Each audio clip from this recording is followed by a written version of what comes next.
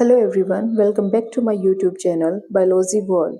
Today is class 17 for Estate PhD Biology MCQ series.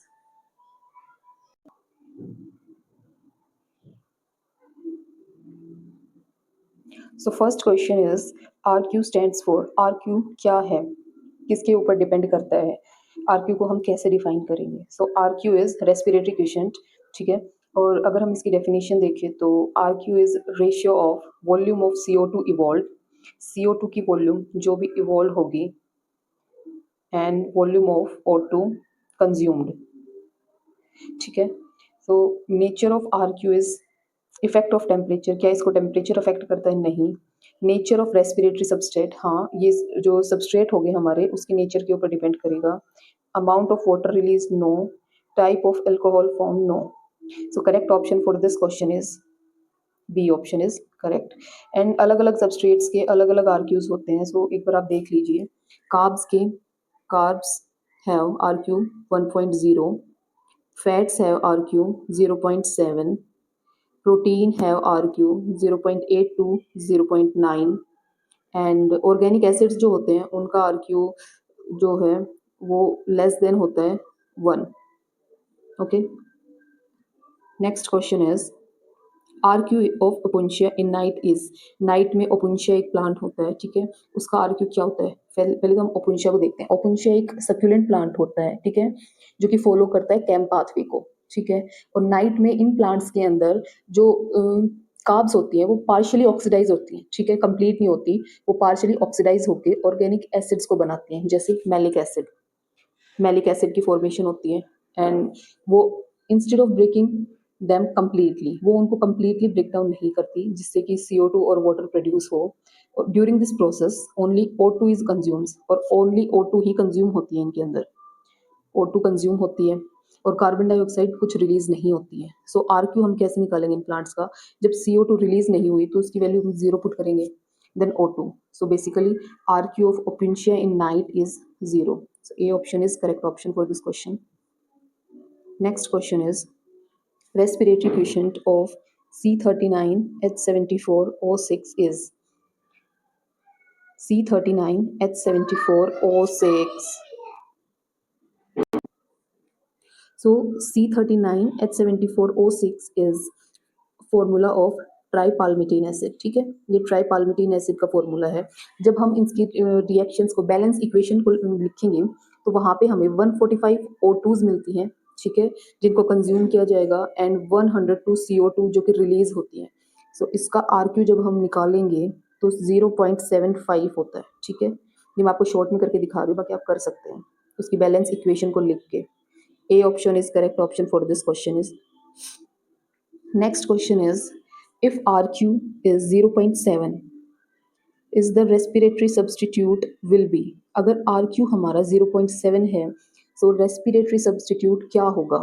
So basically मैंने आपको अभी अभी ये बताया that किसका RQ कितना होता है. So हमने अभी देखा था कि जो कार्ब्स हैं उनका RQ होता है 1.0 समथिंग, फैट्स का 0.7, ऑर्गेनिक एसिड्स का RQ होता है वो लेस देन 1.0 होता है. So correct option for this question is B, fats. Fats का आरक्यू होता है 0.7. Next question is which one of the following make link between glycolysis and the Kreb cycle. इनमें से कौन सा एक लिंक बनाएगा ग्लाइकोलिसिस में और क्रेब साइकिल में, ठीक है. Phosphoenol pyruvic acid, fumaric acid, citric acid, acetyl coenzyme A. So correct option for this question is acetyl coenzyme. अब देखिए होता क्या है, जब ग्लाइकोलिसिस होती है साइटोप्लाज्म में तो वो एक अपना एंड प्रोडक्ट बनाती है पायरुवेट, ठीक है. अब ये क्रेब साइकिल में एंट्री से पहले पायरुवेट को कन्वर्ट किया जाता है एसिटाइल कोएंजाइम में, ठीक है. कहाँ पर? इनसाइड माइटोकॉन्ड्रिया, ठीक है. थ्रू किसके थ्रू? ऑक्सीडेटिव डिकार्बोक्सिलेशन, ठीक है. एसिटाइल कोएंजाइम क्रेब साइकिल में जाता है, अटैच होता है ऑक्जेलो एसीटेट से और क्या बनाएगा? Citric acid. Then it form citric acid. Kreb cycle में सिट्रिक एसिड की फॉर्मेशन करेगा. So correct option for this question is acetyl coenzyme. Next question is metabolic water is a by product of the process of. Metabolic water क्या होता है? वो metabolic water वो water होता है जो कि प्रोड्यूस किया जाता है एक ऑर्गेनिज्म के थ्रू जब उसका मेटाबॉलिज्म चलता है, ठीक है। ये एक बाय प्रोडक्ट होता है, सेल्यूलर कह दो या फिर टिश्यू रेस्पिरेशन बोलो आप, ठीक है।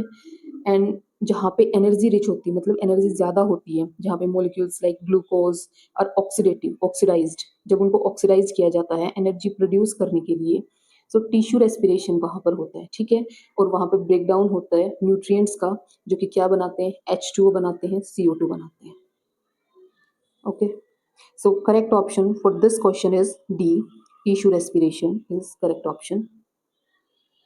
Next question is pyruvic acid before combining with oxaloacetic acid of citric acid cycle becomes simple very easy question is acetyl coenzyme. मैंने अभी अभी आपको एक्सप्लेन किया सिक्स्थ क्वेश्चन में कि एसिटाइल कोएंजाइम होता है जो कि क्रैब साइकिल में एंट्री करने से पहले आपका पायरुवेट जो होता है वो एसिटाइल कोएंजाइम में कन्वर्ट होता है and then it will convert into krebs cycle oxalate के साथ अटैच होकर सिट्रिक एसिड बनाता है।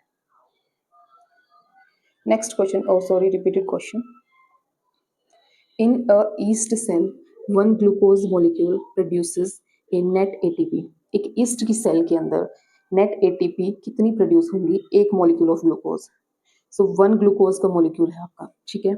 ईस्ट सेल में एनारोबिक रेस्पिरेशन होगा, फर्मेंटेशन होगी, ग्लाइकोलिसिस होगी। अब ग्लाइकोलिसिस में नेट गेन क्या होता है? जब एक मॉलिक्यूल ग्लूकोज के दो पायरुवेट बनेंगे, ठीक है, एंड प्लस कितने होते हैं? 4 एटीपी। बट यहाँ पे कंज्यूम कितने एटीपी होते हैं?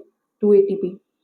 2 एटीपी के यूज से हमारे पास 2 पायरुवेट एंड 4 एटीपी आ रहे हैं, सो नेट गेन कितना होगा? 2 ATP. Correct option for this question is 2। ध्यान रहे 4 एटीपी नहीं होगा बिकॉज गेन हुआ 4 एटीपी बट कंज्यूम कितने हुए? 2 एटीपी, सो नेट गेन होगा 2 ATP. Next question is how many ATP can be formed from one acetyl coenzyme in Krebs cycle. एक Krebs cycle के अंदर कितने एटीपी बनते हैं एसिटाइल कोएंजाइम से? तो क्या क्या फॉर्मेशन होती है क्रेब साइकिल के अंदर? 3 NADH, और एक NADH 3 एटीपी के बराबर होता है, ठीक है। सो कितने हो गए एटीपी आपके पास? 3 × 3 9। नेक्स्ट एक FADH बनता है आपका, और एक FADH 2 एटीपी के बराबर होता है, सो कितना आया? एटीपी 2। नेक्स्ट एक GTP या कह दो या फिर ATP, ठीक है। सो टोटल हमारे पास 12 एटीपी यहाँ पर मिलते हैं हमें, ओके। बिकॉज एक NADH कितने एटीपी प्रोड्यूस करता है? 3। तो यहाँ पर हमारे पास 9 एटीपीज आते हैं, और एक FADH कितने प्रोड्यूस करते हैं? 2 एटीपी, ठीक है। So correct option is C। Next question is the function of KOH contained in the U-tube in demonstration of aerobic respiration। Aerobic respiration में KOH का क्या फंक्शन होता है? KOH क्या होता है? Potassium hydroxide. और इसको क्यों यूज़ किया जाता है? क्योंकि इसके पास हाई एफिनिटी होती है CO2 के लिए, ठीक है। तो क्या प्रोसेस होता है इसका? जब ऑर्गेनिज्म रेस्पायर करते हैं तो वो कंज्यूम करते हैं O2, रिलीज करते हैं CO2। फिर जब KOH जो होता है वो एब्जॉर्ब करता है CO2 को और क्रिएट करता है एक partial vacuum in the flask, ठीक है। जब वहाँ पे वैक्यूम क्रिएट होता है तो वाटर लेवल जो होता है वो ट्यूब के अंदर वो बढ़ जाता है, एंड वो प्रोवाइड करता है आपको कि O2 का कंज्यूम हो। सो इसके लिए आप एक रिएक्शन भी लिख सकते हैं, ठीक है, that KOH plus CO2 will make K2CO3 plus H2O। तो आपको यहाँ पे H2O मिल रहा है, ठीक है। Correct option for this question is to absorb CO2 from incoming air. Next question is which of the following occurs in mitochondria. Mitochondria में कौन सा प्रोसेस होता है आपका? Very simple and very easy question is TCA cycle कह दो आप इसको, क्रैब साइकिल कह दो, या फिर आप इसको सिट्रिक एसिड साइकिल बोले। ये कहाँ पर होती है? मैट्रिक्स ऑफ माइटोकॉन्ड्रिया में, ठीक है। और ये एक बहुत इंपॉर्टेंट पार्ट है किसका? एरोबिक रेस्पिरेशन का, ओके। और ग्लाइकोलिसिस के अंदर क्या होता है? ग्लूकोज से पायरुवेट, और फिर वो साइटोसोल के अंदर ये प्रोसेस होता है आपका, ठीक है। ग्लाइकोलिसिस का बताया मैंने अभी आपको कि ग्लाइकोलिसिस में ग्लूकोज होगा, फिर वो पायरुवेट में कन्वर्ट होता है और ये साइटोसोल में होता है। और ग्लाइकोजेनोलिसिस ये क्या होता है, आपका ग्लूकोजन से ग्लूकोज 1 फॉस्फेट एंड ग्लूकोज बनता है, और ये इसकी लोकेशन क्या होती है, cytosol of liver and muscle cells के अंदर होता है. So correct option for this question is C, tricarboxylic acid cycle. Next question is PCR cycle is also known as. PCR cycle कौन सी होती है? सो सबसे पहले देखते हैं. PCR stands for photosynthetic carbon reduction cycle, and this event happens in C3 cycle. This is C3 cycle, जिसको हम केल्विन साइकिल भी बोलते हैं. बेसिकली इसको C3 साइकिल इसलिए बोला जाता है क्योंकि इसका जो फर्स्ट प्रोडक्ट होता है वो 3 कार्बन कंटेनिंग होता है. ठीक है, 3 phosphoglyceric acid. Okay, and C2 cycle को हम बोलते हैं photorespiration. Okay, so correct option for this question is C3 cycle. Next question is what is C2 cycle? C2 cycle क्या होती है? अभी अभी मैंने आपको बताया कि C2 साइकिल को हम फोटो रेस्पिरेशन भी बोलते हैं.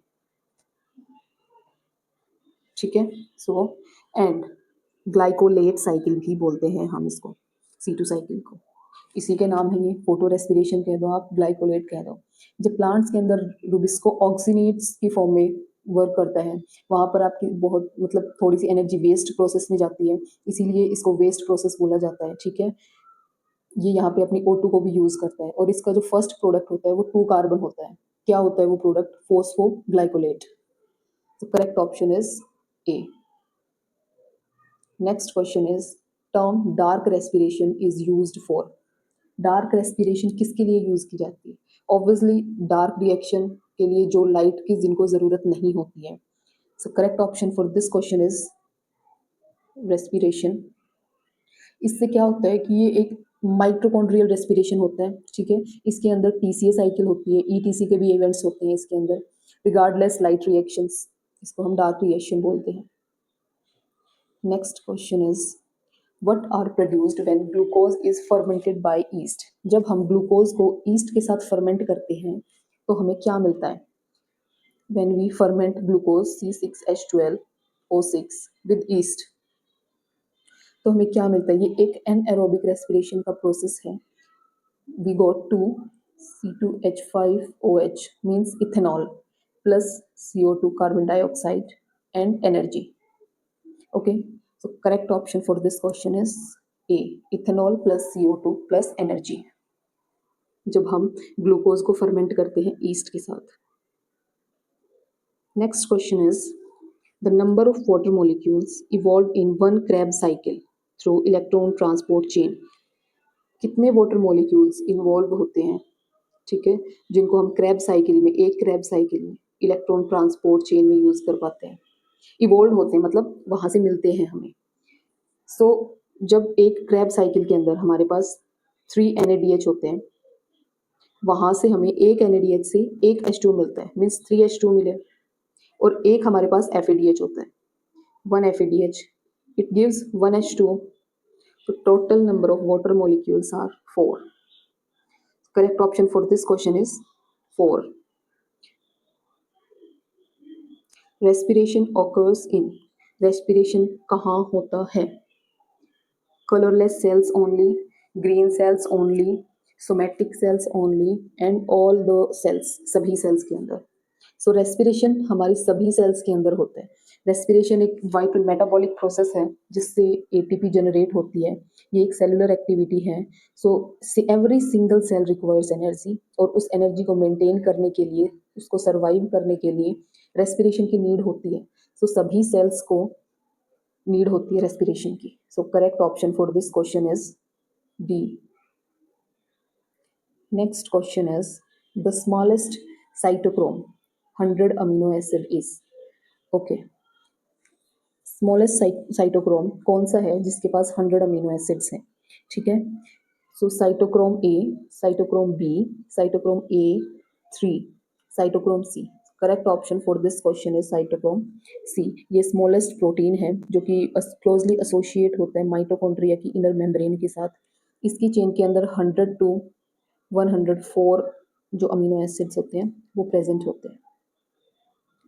Next question is photo respiration is the characteristic of. ये किसका कैरेक्टरिस्टिक है photo respiration? C4 plant, CAM plant, most of dicots, none of this. So correct option for this question is most of dicots. जो भी C3 की category में आते हैं, C3 plants की कैटेगरी में आते हैं, वो सारे प्लांट्स फोटो रेस्पिरेशन करते हैं, ये उन्हीं का फीचर होता है. ठीक है, so photo respiration is very necessary for all the dicot plants जो भी C3 की कैटेगरी में आते हैं. Next question is the correct sequence of cytochrome in ETS. ETS में करेक्ट सीक्वेंस क्या होती है साइटोक्रोम्स की? सो साइटोक्रोम सबसे पहले आता है cytochrome B, then C1, then C, then A and A3. So ये सीक्वेंस आप मैच कर सकते हैं. A no, B no, C option is a correct option. Okay,